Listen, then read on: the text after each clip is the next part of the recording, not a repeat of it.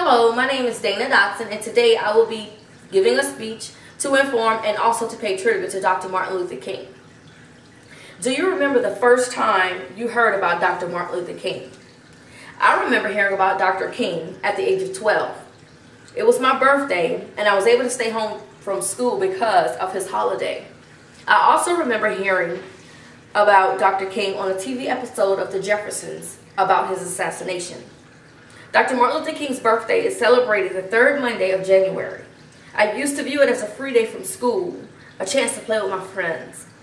The sacrifice of his life means more than just a free day from work or from school. Dr. King was born on January 15, 1929. Dr. King graduated from Booker T. Washington High School in 1944 at the age of 15. Dr. King graduated from Morehouse University in Atlanta in 1948 at the age of 19. Dr. King began his civil rights work in 1955. Dr. King's holiday is more than just a free day. It's about the great and inspiring work of his legacy.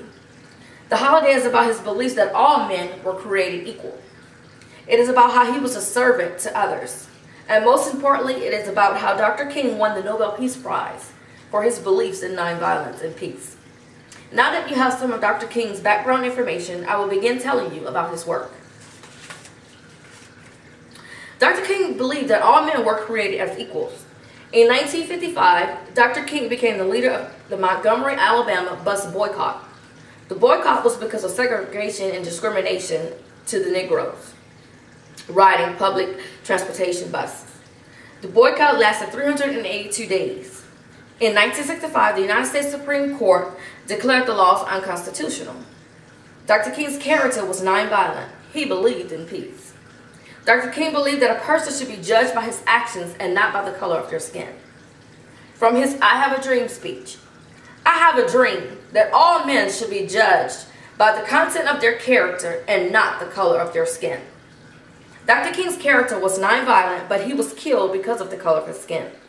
Let's continue to look at Dr. King's life. Dr. King was a servant to others. In 1968, Dr. King gave a march in Tennessee for garbage workers that were on strike. Dr. King was sympathetic to this cause. This was Dr. King's last activist work. Dr. King was killed on April 4th, 1968 by James Earl Ray, according to NobelPrize.com. And now I will tell you about one of Dr. King's most prestigious awards. In 1964, at the age of 35, Dr. King won the Nobel Peace Prize for his nonviolent beliefs. Dr. King questioned why he was given the award. I must ask why this prize is awarded to a movement that is beleaguered and committed to unrelenting struggle. A movement which has not won the very peace and brotherhood which is the essence of the Nobel Peace Prize.